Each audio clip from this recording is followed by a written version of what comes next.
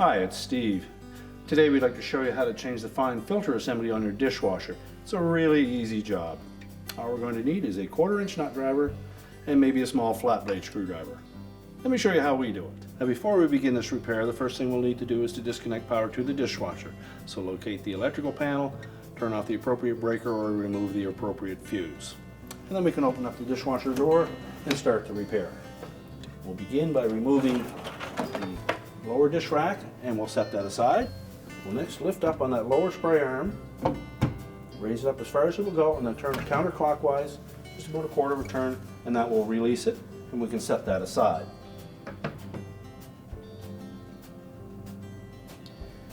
Now with the lower spray arm removed, we'll next need to remove this nut.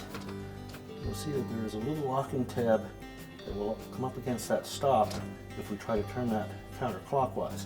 There's also another one diagonally opposite at the back. Now you can try to lift that up with a small flat blade screwdriver. Just gently pry up on it as you're turning it counterclockwise to lift it over that stop. But chances are it's quite brittle. It'll probably break off, which is not a big concern because there are typically 4 of them on this piece and you really only need 2.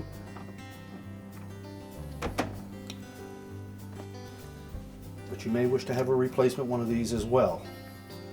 Note that there are 4 tabs on that nut, but only the 2 slots on the filter. That way if you break 2 of them off, you can just rotate it a 1/4 of a turn and still be able to reuse it.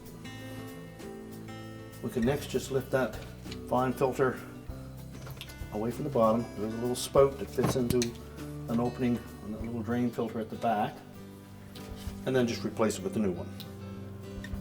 Just line up the new one, make sure that we insert that into that opening,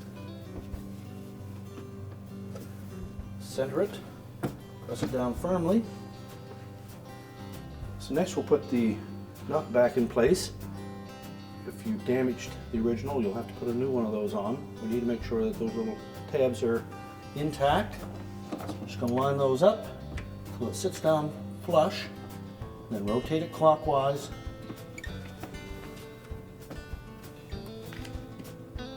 Turn it far enough that those little tabs will engage. There's one in the front and one in the rear. And once they drop down into that little slot, then we can go ahead and put the lower spray arm back in. Simply center it, turn it clockwise, and it'll drop into place. We can then put the lower dish rack in.